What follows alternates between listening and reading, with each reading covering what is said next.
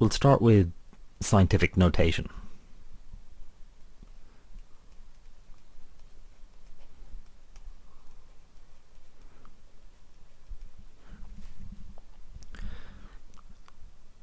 Which is just a way of writing numbers.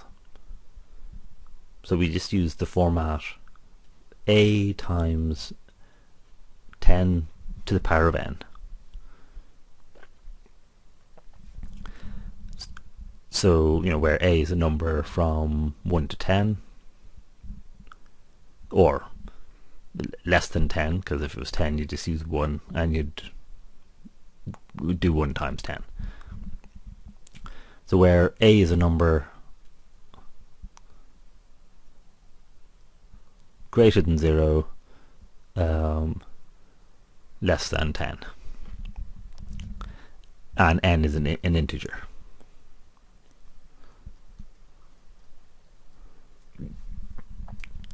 So, for example, if you had 10, well, that would just be 1 times 10. Or just 10. If you had 100, that would be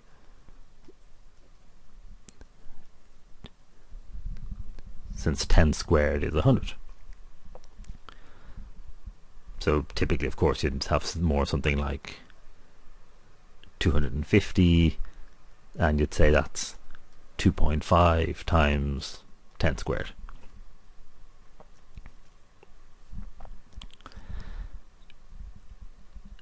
The power of this notation is that it lets you talk about a vast range of numbers.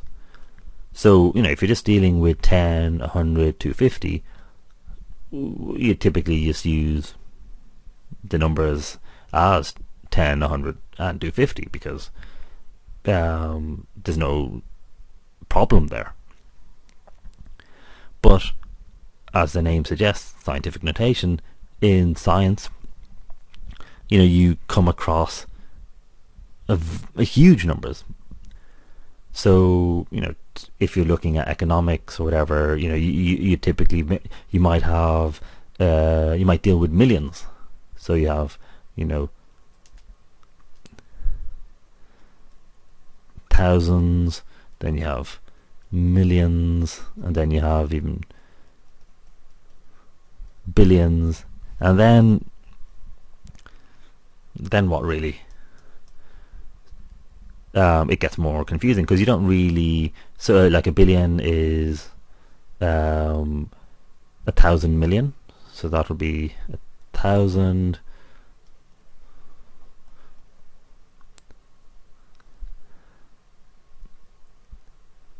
A thousand, which is a million. A billion is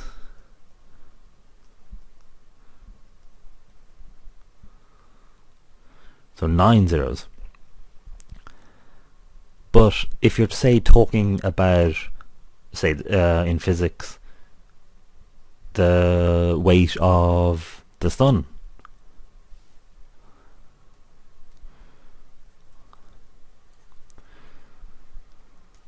so, well, the standard, the SI unit, the unit of weight is 1 kilogram. So, a person might weigh 50 to 100 kilograms. A ton is quite a lot, but the weight of a mountain, the weight of a planet, that's going to be, not just a 1,000 tons. That's going to be a huge number. And the sun is way bigger than the Earth or any planet. So how would you even write that number? How would you write a number which is a million billion or something? I mean, it would just be a huge number. As it turns out, that is, when written in scientific notation, 1.989, so you could nearly say 2, times 10 to the power of 30 kilograms. So you'd have 30 zeros. It's a lot easier just to write 10 to the power 30, which is why people use that notation. If you're doing chemistry, you'd be familiar with the Avogadro's number, which is how many molecules there are of something. So basically, if you have like 1 gram of hydrogen, that has a certain number of molecules of hydrogen, and that number is something like 6.02 times 10 to the power of 23. Again, a huge number. So that's where scientific notation came from, that you could, the fact that you want a neat way of being able to express a huge range. So here they're all, very big numbers, but also I'd be more familiar with physics, but if you're talking about what is the size, how big is an atom, and then you need like nanometers, or which are 10 to the power minus 9. So if you're talking about a size of atom,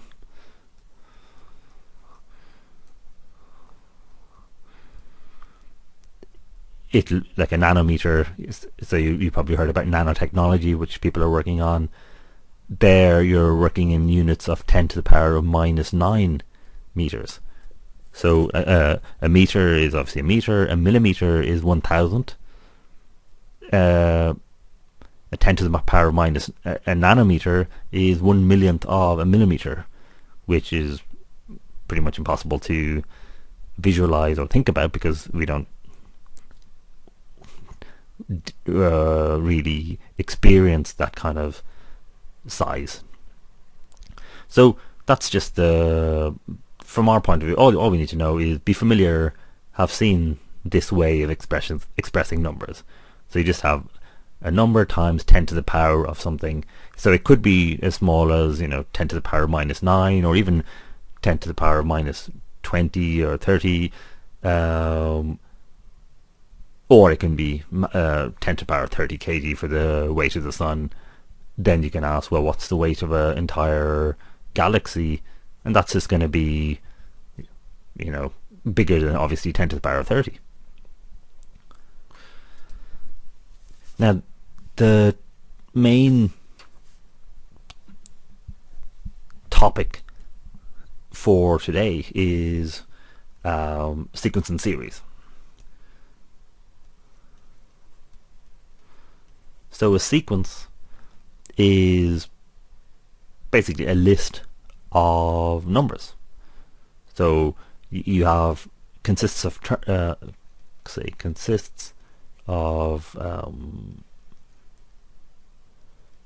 terms. So T1, T2, T3, and so on. So then you'd say the first term is T1, the second is T2, the third is T3, and it goes on, we'll say, to Tn if the sequence has n entries. So that's just jargon, so if people say them, you just want to be familiar with them, because the questions are going to be expressed using these. So if you're familiar with them, then you can understand what they're talking about, and then doing them is a lot easier. Series, on the other hand, is about summing sequences. So about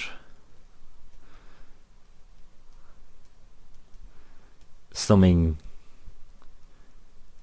sequences, as in just adding up the terms. So you'd normally call, if you have, say, a sequence of with n terms, Sn would be the series. So you're summing up T1 plus T2 plus T3 ... up to n. So just to have something specific in mind, say the sequence was 1, 2, 3, 4, 5. So that's our sequence. Then the fifth term, T5, is 5. The first term, T1, is 1. Now S5 in this case would be 1 plus 2 plus 3 plus 4 plus 5.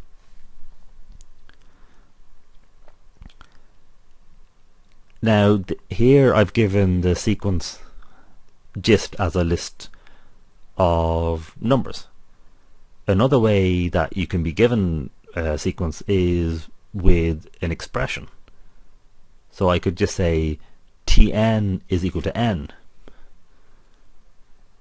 instead of just, so I can say my sequence is 1, 2, 3, 4, 5. So that's if the sequence only has 5 terms. But I could also, if I mean 1, 2, 3, 4, 5, 6, 7, 8, 9, 10, and it goes on, well then I'd say Tn is equal to n. So just writing, by just giving you that expression, that tells you what all the terms are. So if I said Tn is equal to n is equal to 1 to 5, then you'd know, okay, I have 5 terms, and T1 is 1, T2 is 2, T3 is 3, and so on.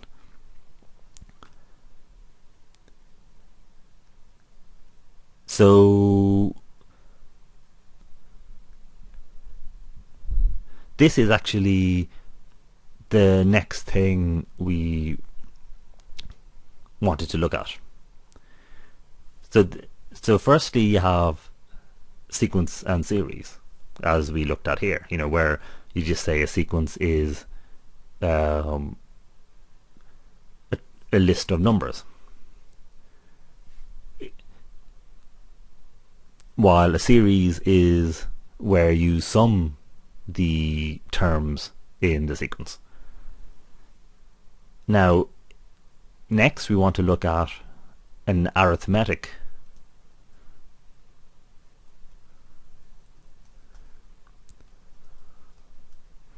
sequence. So this is a special type of sequence. So I kind of mentioned a sequence is a list of numbers. You can have a sequence which is not a number.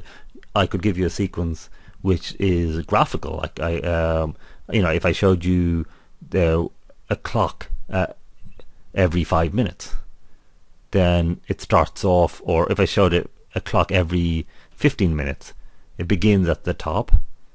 Then after 15 minutes, it would be pointing that way. And then after half an hour, the clock it would be pointing downwards, and so on. So you could have a sequence of images, and then see whether you can spot the pattern there. But in an arithmetic sequence, you're talking about numbers which have a special property. So for an arithmetic sequence, the difference between the nth term and the nth minus 1 term, so the difference between any 2 terms in the sequence, is a constant, which we call the common difference.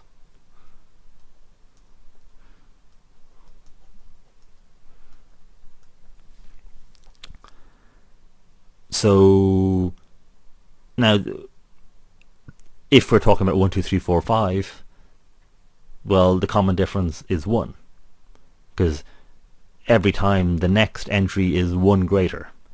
So 1, the next is going to be 2, then it's going to be 3, 4, 5. But you could have, say, 1, 3, 5, 7. Because there, every time, the next term is 2 greater. ... So to uniquely describe an arithmetic sequence, we need to be given the common difference. So in the case of 1, 2, 3, 4, 5, the common difference is 1, and in the case here, the common difference is 2. But we also need to be given a, which is the initial term.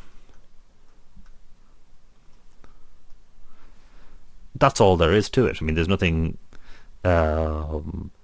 magical there. So you can see from the examples, so when I have 1, 2, 3, 4, 5, well, the first term is 1.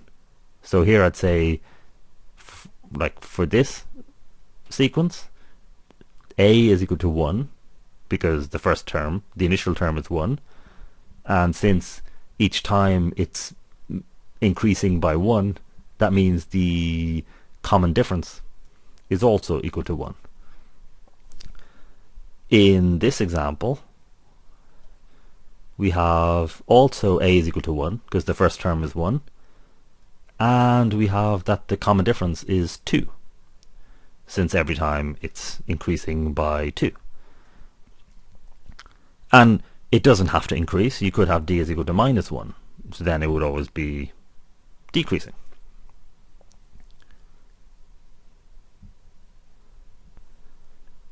You could, for example, be told that the first term is 3 and the fifth term is 18. Can that happen? Well, the initial term is 3, then the second term, third term, fourth term, fifth term, that means you increase by 4d. So we've added 4d. So 4d is 15. So then d would be 15 over 4. So then T2 would be 3 plus 15 over 4. T3 would be 3 plus 15 over 2, and so on.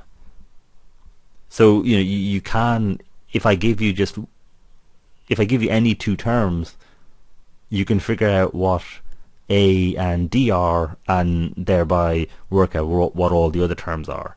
So that's the kind of question that you could be given. So just to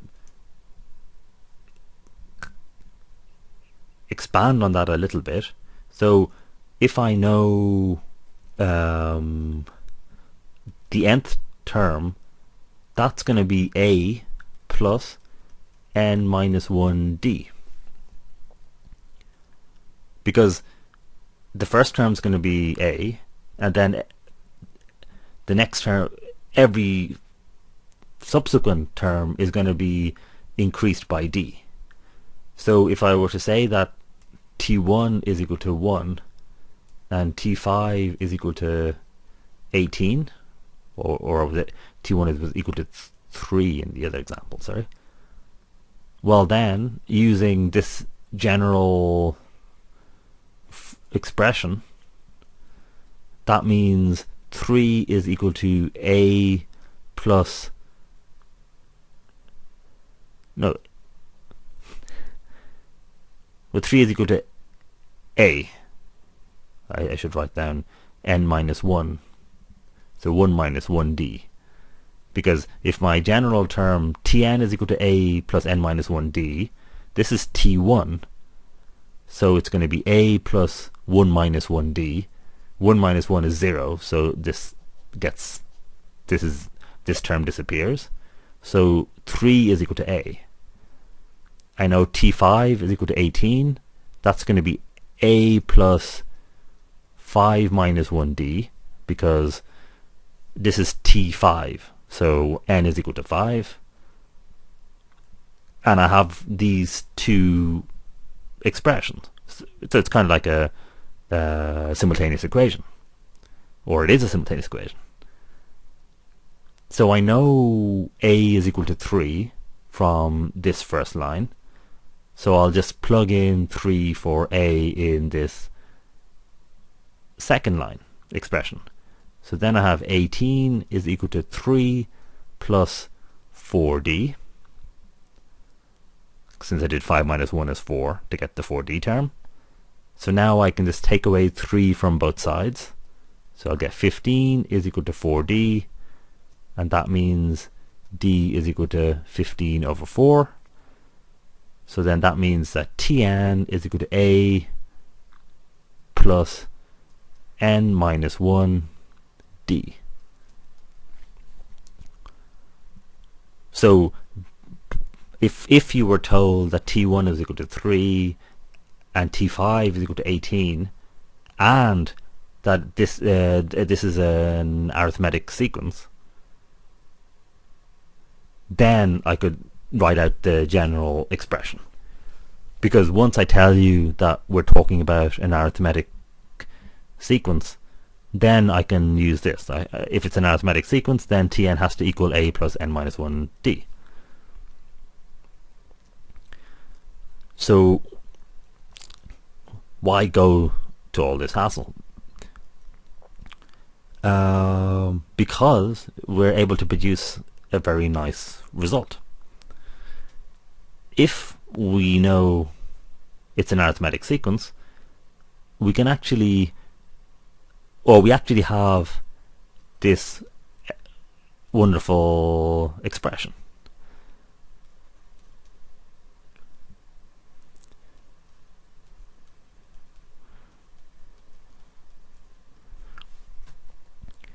So Sn, which is the sum of the first, which is the sum of the n terms, so t1 plus t2 plus t3 plus t4 up to tn, is equal to n over 2 times 2a plus n minus 1d. So that means if I wanted to know 1 plus 2 plus 3, well, then I can just do that in my head and say that's equal to 6. But using this formula, I would say the summation of the first three terms, 1 plus 2 plus 3, is n, well, there's three terms, so n over 2 times 2a. A is the initial term, so that's 1, plus n minus 1, well, n is equal to 3,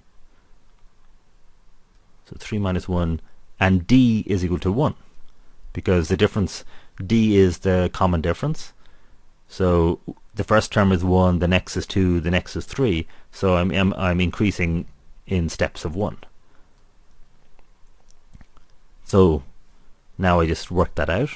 So that's 3 over 2 times 2 plus 3 minus 1 is 2. So that's equal to 3 over 2 times 4. And that's equal to 6, which is what we already knew. So we know. So in this case, we know that the sum of the three terms is equal to 6.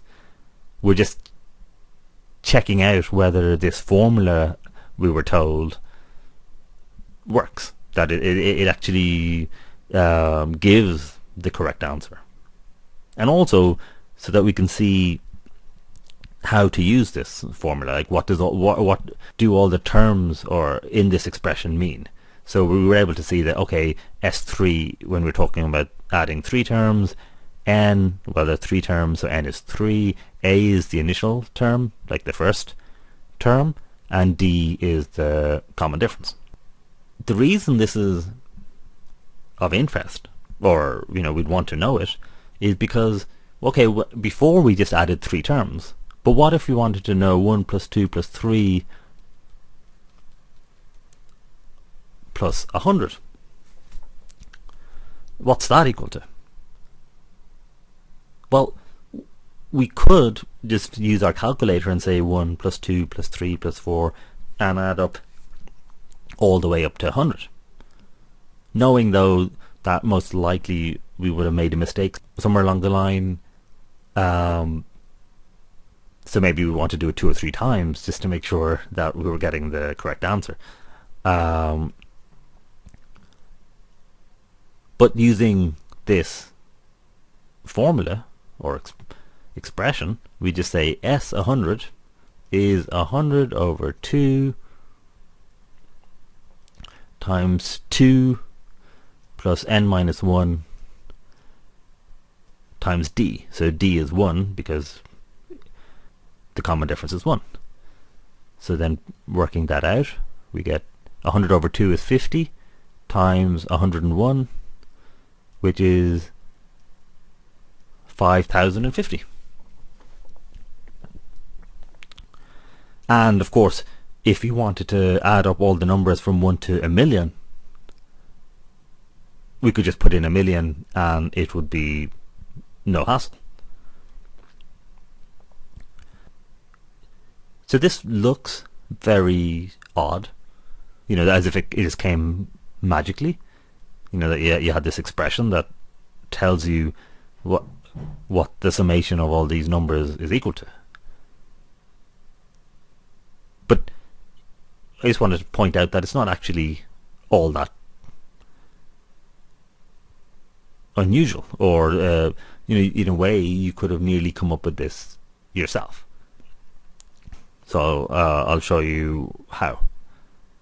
So you've got 1 plus 2 plus 3 plus 4 plus ...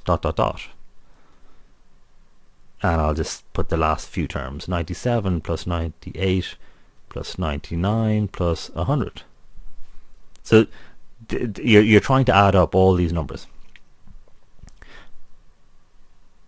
Here's another way you can write it. You can write it as 1 plus 100 plus 2 plus 99 plus 3 plus 98. So like 1 plus 100 is 101. 2 plus 99 is 101. 3 plus 98 is 101. ... So I could be all the way up to 50 plus 51, which is 101. So then that means I end up with 50 times 101, which is 50/50. And you can see 50 times 101, that's exactly what our formula told us. 50 multiplied by 101. So that's pretty much the observation, the motivation, or the insight that led to this expression. That you can just pair the terms and then multiply by. So pair the terms, and each of these pairs is equal to the same number, and so then you just multiply 101 by the number of pairs. So or another way of looking at this is n over 2 times a plus n minus 1 d. So you can go, well, why do that? Well, because you can write that as n over 2 times t1 plus tn, because a plus n minus 1d is tn, and that's what we're doing here. So if you're talking about adding 100 terms, so if that was S100, t1 plus t100, so it'd be 1 plus 100, and then you're getting 50 pairs, which are equal to the first term plus the last one. Now, so you don't You won't be asked to do that, but I just wanted to show that that's how this formula came. So you just want to know the formula and just use it. The final thing we wanted to also say when we're talking about sequence series is this is about arithmetic sequence and series. There are also other sequence and series. So a geometric sequence, well, that's just one where each term has a common multiple. So it would be something like 1, 2, 4, 8, 16, and so on. So each term is multiplied, or if you have a term, the next term is the previous term multiplied by a constant. So that way you can just keep getting the next term, and it expands that way. So it's just you might be asked to recognize, you might be given a sequence, so you want to be able to say, oh, that's a geometric sequence. That's all you'd need to be able to say. So another one would be 1, 3, 9. So then the next term would be 27.